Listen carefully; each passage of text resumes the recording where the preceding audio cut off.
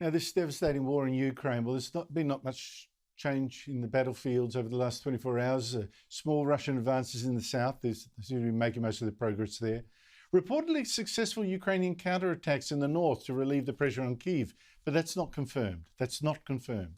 For now, though, the Russians are basically hanging back, firing missiles and dropping bombs on Ukrainian cities and towns, apartment buildings, whatever, they don't care, and shooting some civilians who try to flee, shooting dead even a civilian with his hands up, trying to surrender, and apparently singling out journalists too.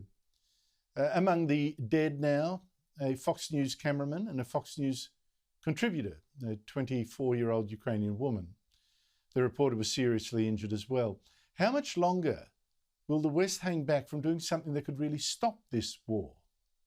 At least Poland's Vice Prime Minister or Deputy Prime Minister is now asking for a NATO peacekeeping force to be sent in.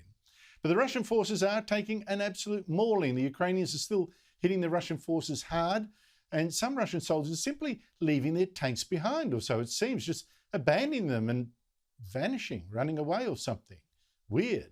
And even more extraordinary, another sign of how badly this is going for Russia, how demoralized the Russian troops must be, is that now a fourth Russian general has now been killed. 4 generals. And I've actually seen, I can't show it here, the photo of his body just left behind in the mud. Where were his soldiers? So it is clear to me that Russia is not going to win this war, but it will still destroy Ukraine if we let this go on. So kudos today to 4 very brave political leaders who went to the Ukrainian capital, Kyiv, being bombarded. They put their bodies on the line to show solidarity, to dare Russia to kill them too. You know, bravo, the Prime Minister of Poland and his Deputy Prime Minister and the Prime Minister of the Czech Republic and the Prime Minister of Slovenia.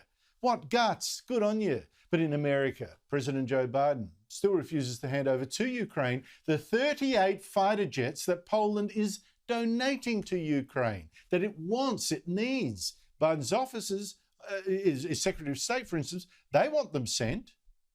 Biden is too scared of provoking Russia. In fact, what Biden's also seems even more scared of is Americans blaming him for petrol prices now rising. He's even got TikTok influencers briefed by his top officials to go spread the word, don't blame Joe, blame Russia, and it's working.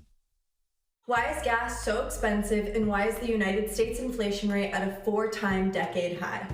I had the opportunity to ask the White House why gas down the street is $7, and here's what they said. The obvious reason: we're getting out of a 2-year pandemic. When use goes up, price goes up. But the call was predominantly about Ukraine and Russia, so how does that relate? Hey folks, so I just had the pleasure of joining a White House briefing with a senior official from the National Security Council.